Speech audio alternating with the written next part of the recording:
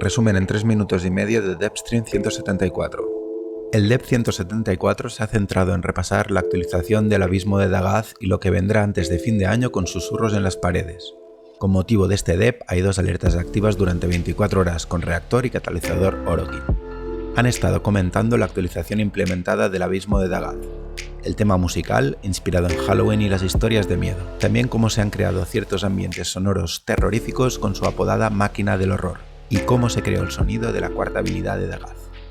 Sobre la primera parte del rework a los compañeros, Grant, al cargo de ello, ha comentado que han tenido una buena acogida por la comunidad. Por su parte explican que para ellos era imprescindible hacer cambios para que cada cual pudiera usar sus compañeros favoritos sin que tuvieran el problema de que al morir dejaran de estar disponibles por el resto de misión. Respecto a los nuevos mods de compañeros, han anunciado buffos para la próxima semana. Además aseguran que en la segunda parte del rework de los compañeros, que vendrá el próximo año, tocarán sus prefectos o mods especiales, los de sus habilidades, y también las armas de los compañeros robóticos, intentando balancearlos todos. Respecto al rework a Hydroid, por ahora no habrá más cambios, puesto que ha tenido buena acogida y considera Pablo que ha quedado muy bien. Avisan que la próxima semana Barok Iter, el comerciante del vacío, traerá la Godva Prime, el rifle que fue un Twitch drop de la Tenokon. Anuncian que el esperado evento de Estrella Infestada, que no estaba en marcha desde 2021, empezará el próximo 7 de noviembre. Habrá cambios en la mecánica de Estrella Infestada. Respecto al nivel de dificultad, ya no se usará en la rueda de herramientas los filaxis de Eidolon y los catalizadores infestados para regular recompensas y dificultad, sino que se hará por medio de 3 misiones de distintos niveles. Las 2 primeras serán normales y la tercera será en modo camino de acero, con recompensas exclusivas. Respecto al vendedor del evento, confirman que habrá las Zao infestadas. No comentan nada de los arcanos de Exodia, aunque es probable que también estén.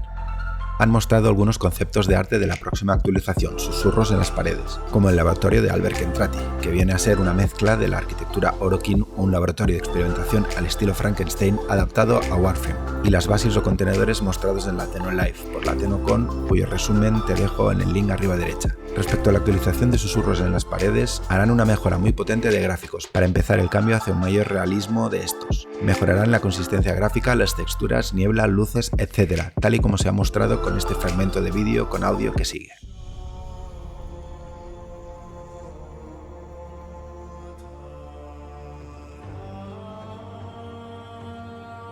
Con esta vendrá un nuevo evento, Operación Gargoyle's Cry, que será un evento temporal que implicará la participación en este enfocada en los clanes, es decir, que, aparte de misiones individuales o grupales, habrá objetivos o metas para los clanes. Con la actualización de susurro en las paredes vendrá la skin deluxe de Sevagoth, de la que han mostrado su concepto de arte, y de la Epitaph Deluxe. Además indican que con su adquisición se obtendrá el remix del tema Sleeping in the Cold Below. Por último anuncian que con la actualización de susurros en las paredes se podrá comprar el acceso directo a la aventura por Platinum, para jugarla sin tener que farmear o desbloquear todo lo previo que te da acceso a esta. Según explican, es para que los nuevos jugadores o los amigos que uno invite a jugar no tengan que pasar por más de 100 horas de juego para tener lo nuevo habilitado y poder jugarlo de forma inmediata, evitando lo que pasó en el caso de la aventura de la Nueva Guerra. Para terminar, han comentado que el cross-save estará terminado para este 2023. Previo al comercio entre plataformas, quieren equiparar los Prime Access, entre otras cosas, que se consiguen de formas diferentes entre PC y el resto de plataformas. Los próximos Prime Access serán iguales para todas las plataformas. Respecto al tema de la Tenogen, dicen que anunciarán lo que pasará en el próximo Dev 195 de noviembre, así como el próximo Warframe Correx.